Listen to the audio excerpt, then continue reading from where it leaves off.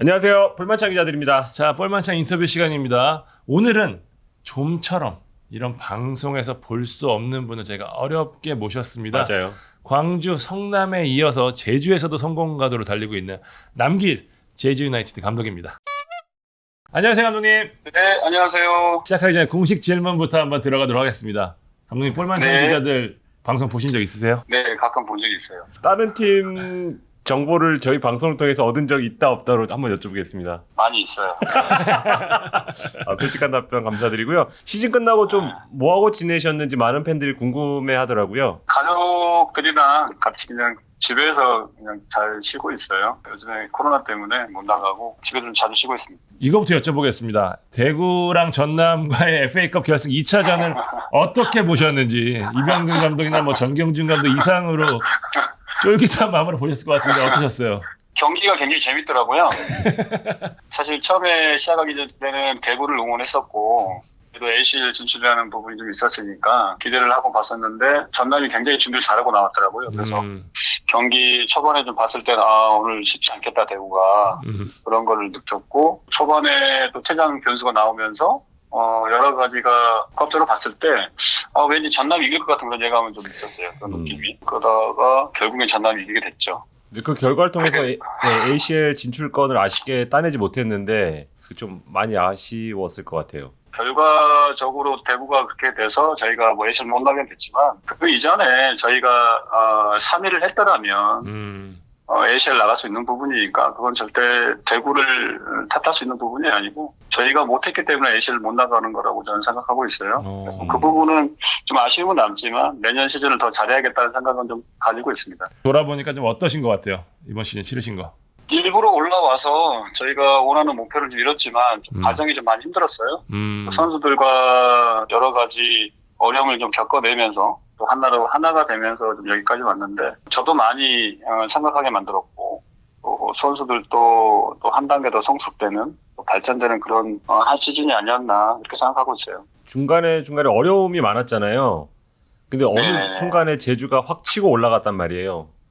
네. 그 터닝 포인트가 어디라고 좀 생각하시는지. 리그를 처음 시작할 때 정상의 목표라고 그랬거든요. 저는 처음부터 잘 될 거라고 생각을 하고 준비를 했어요. 자신감이 있었고 선수들도 그만큼 준비가 잘 되어 있다 이렇게 생각을 했었거든요. 네. 그래서 항상 상위권에 있을 거라고 저는 생각을 했었는데 어느 순간에 보니까 조금은 저희가 좀 나태해진 모습도 좀 보였고 선수들도 조금은 자만 아닌 좀 자만을 좀 보인 부분도 좀 있었고 저 역시도 이 정도면 됐겠다 생각을 했었는데 항상 그럴 때마다 고비가 오더라고요. 저를 좀 되돌아보게 만드는 그런 시간들이 좀 많이 있었는데 그럼에도 불구하고 선수들은 정말 좀 잘 뭉쳐 있었어요. 선수들끼리는 잘 뭉쳐 있어서 언젠간 우리가 좀 반전할 수 있는 터닝 포인트가 언제라도 나올 수 있겠다라는 생각을 좀 가지고 있었는데 아무래도 저희가 강주전에 좀 몰수패 그 몰수승이 선수들에게 더욱더 자극이 되지 않았나. 그리고 난 다음에 포항에 가서 대승함으로 해서 굉장히 팀이 좀 자신감이 올라오는 그때부터가 아마 좀 좋은 외감이 좀 들었던 것 같아요. 감독님 계속해서 좋은 성적을 예상하셨다고 하면 그러면 4위는 본인이 생각했던 성적표로서는 아직 만족 못하는 성적이었나요? 저는 좀 꾸준한 팀을 좀 만들고 싶거든요. 기복 있는 팀이 아니고 리그를 좀 하다 보면 항상 좀 업다운이 있을 수밖에 없더라고요. 네. 그거를 최소화 좀 시키면서 계속해서 꾸준한 팀을 좀 만들고 싶다 이런 부분들 좀 가지고 있어서 그 부분에서는 제가 조금은 좀 아쉬운 부분이 좀 남을 것 같아요. 올 시즌 하면서 사실 남길 감독에 대한 여러 편견 중에 하나가 사실 하위에선 잘하지만 위에 거는 쉽지 않을 거라는 얘기들이 좀 계속 있었는데 그 편견을 깬 것도 개인적으로는 수학이라면 수학일 수 있을 것 같아요. 맞아요. 제주로 오면서 제일 우려했던 부분이 그런 부분이었던 것 같아요. 시민구단하고 기업구단은 많이 성격이 다르니까 팬분들이나 주위분들이 많이 그런 부분을 우려했던 그런 부분들이었던 것 같은데 여기도 와보니까 선수들하고 소통에 대한 그런 부분들만 잘 되면 충분하게 잘 될 수 있을 거라고 생각했고 또 막상 와서 선수랑 얘기를 많이 해보니까 그런 부분이 좀 잘 됐던 것 같아요. 그 선수 때부터 조금 완벽주의자에 가까우셨어요? 그랬던 것 같아요. 지금도 좀 그렇고 몸에 배어 있는 것 같아요. 관리를 정말 좀 하려고 하는데 감독의 자리가 관리를 잘 할 수 있는 자리가 아니잖아요. 네. 그렇죠. 지금은 코로나 때문에 이런 회식 자리가 좀 많이 없어졌긴 했는데 좀 그런 부분들이 좀 많이 있을 수 있어가지고 어느 순간에 보니까 제가 배가 많이 나왔더라고요. 그래서 그래서 내년에는 좀 선수들과 함께 같이 해볼 생각을 좀 가지고 있어요. 이게 지금 광주에서 지금 대행으로 시작하셔서 지금까지 10년 가까이 시간이 흘렀는데 가면 지금까지 네. 보면은 이렇다 할 실패가 없이 지금 계속해서 오고 계시거든요. 비결이 뭐라고 생각하세요? 두 가지만 생각하고 지금까지 왔어요. 첫 번째로는 선수가 잘 되는 거. 선수들은 항상 정체되어 있지 말고 성장시키는 게 저는 해야 될 일이라고 보거든요. 그리고 팀이 발전하는 거 딱 이 두 가지만 가지고 지금까지 왔던 것 같아요. 그런 부분들만 계속해서 고민하고 생각하다 보니까 선수들하고도 항상 좋아졌고 팀이 좀 나중에 보니까 좀 잘 되어 있다. 좀 이렇게 좀 된 것 같습니다. 남길이라는 인물을 얘기를 하면은 사람들이 흔히 떠오르는 이미지가 차갑다, 뭐 냉정하다, 뭐 빡빡하다, 뭐 이런 이미지가 좀 있거든요. 실제로는 어떠세요? 완벽에 가까우려고 하다 보니까 주위 사람을 좀 많이 힘들게 했던 그런 부분이 좀 있었던 것 같아요. 그리고 또 시민구단, 어려운 시민구단을 이끌다 보니까 구단에 대한 여유 자금이 없다 보니까 있는 선수들을 하다 보니까 그런 부분이 좀 내비치지 않았을까 이런 생각이 들어요. 그리고 저도 처음에 시작했을 때는 좀 어린 나이에 젊은 나이에 감독을 그쵸. 했기 때문에 강한 이미지를 일부러라도 가지고 가지 않았나 좀 이런 생각이 들어요. 그렇게 하다 보니까 어느 순간에 보니까 저도 많이 힘들더라고요. 그래서 조금씩은 좀 변화를 주려고 하고 있고 주위에서도 그런 변화들이 굉장히 좀 좋게 받아들이더라고요. 그래서 조금씩 부드럽게 좀 해가려고 계속 노력하고 있습니다. 구단 유튜브 보면요, 감독님이 툭툭 던지는 유머가 되게 웃기거든요. 근데 제가 하잖아요. 그러면 안 웃어요. 감독님의 유머에 사모님이나 자제분들은 잘 웃어요? 잘 웃죠. 아, 집에서 좀 약간 화단기가 있어가지고. 네.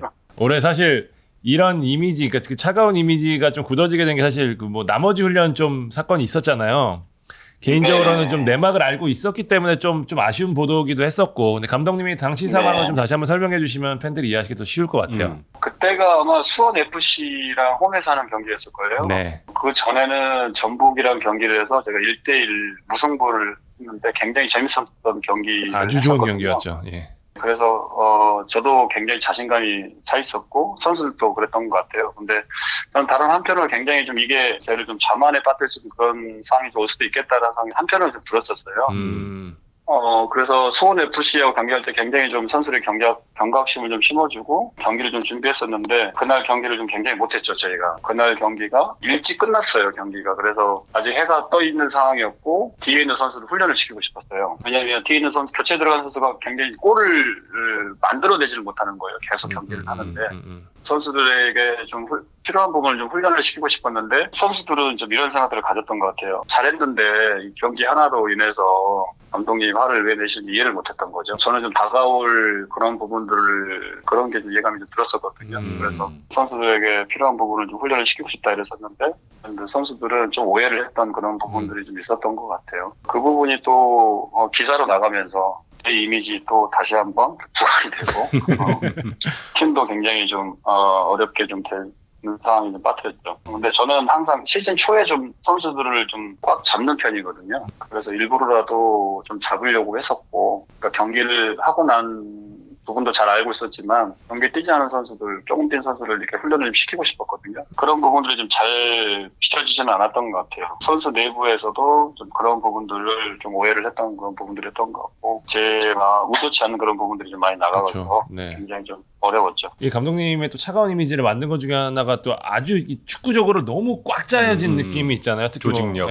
성남에서는 뭐 수비 뭐 질식 축구라고도 많이 했었는데 제가 알고 있기로는 감독님이 수비 축구론자는 아니거든요.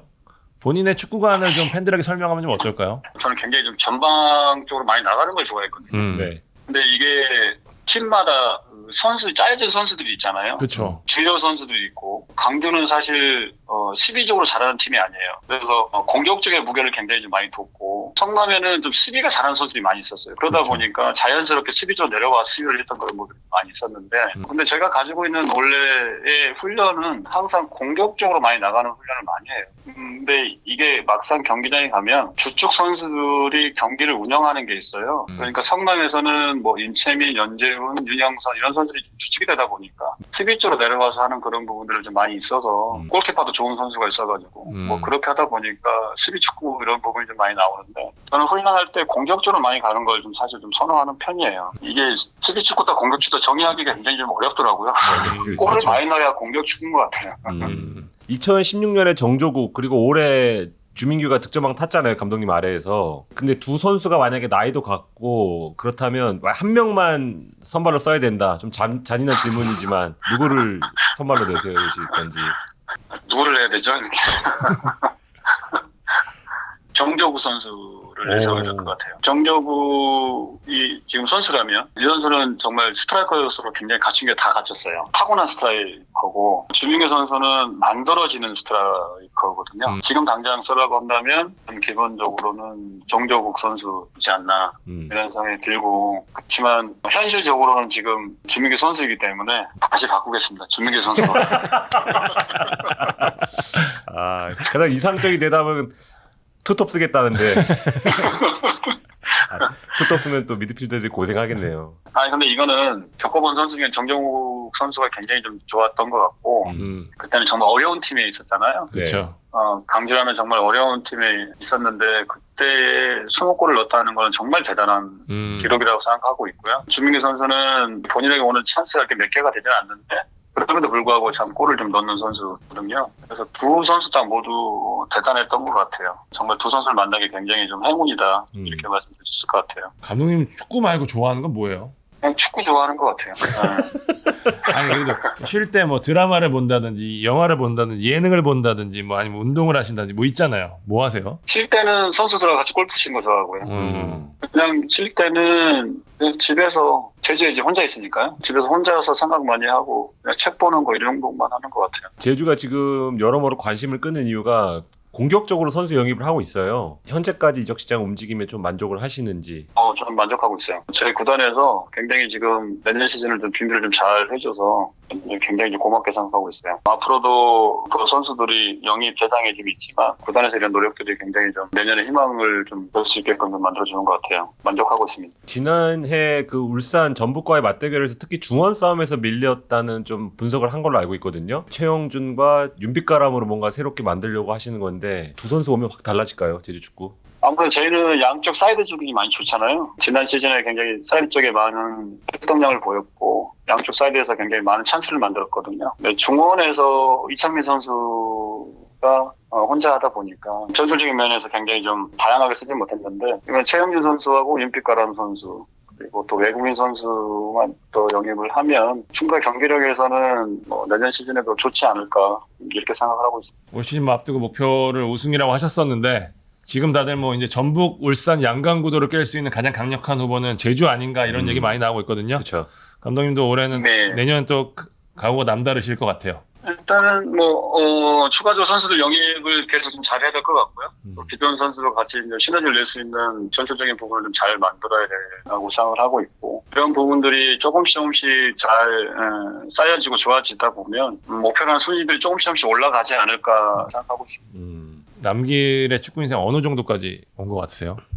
쉼없이 달려오다 보니까 어느 정도 왔는지를 가늠하기는 쉽지는 않는데 제가 아직까지는 감독 남길이 더욱더 좀 더 발전해야 된다고 생각하거든요. 제가 더욱더 발전해야 선수들에게 좀 줄 수 있는 부분이 많이 있기 때문에 그런 부분들을 얘기하자면 아직도 한참 좀 멀었다. 목표를 향해서 계속 가야 된다. 이런 부분들만 좀 가지고 하는 것 같아요. 마지막으로 내년 시즌 기다릴 제주 팬들에게 한마디 해주시죠. K리그를 사랑하시고 또 제주 유나이티드를 사랑하시는 팬 여러분들 내년에도 제주 유나이티드는 감동과 행복을 줄 수 있는 축구를 하도록 하겠습니다. 앞으로도 많은 관심과 사랑 부탁드리겠습니다. 볼만찬 기자들 많이 시청해 주시길 바라겠습니다. 감사합니다. 이렇게 센스 있으시고 재밌으신데 왜? So sweet. 감사합니다. 저희 제주 조심히 내려가시고요. 전화 드릴게요, 감독님. 네, 고맙습니다. 감사합니다.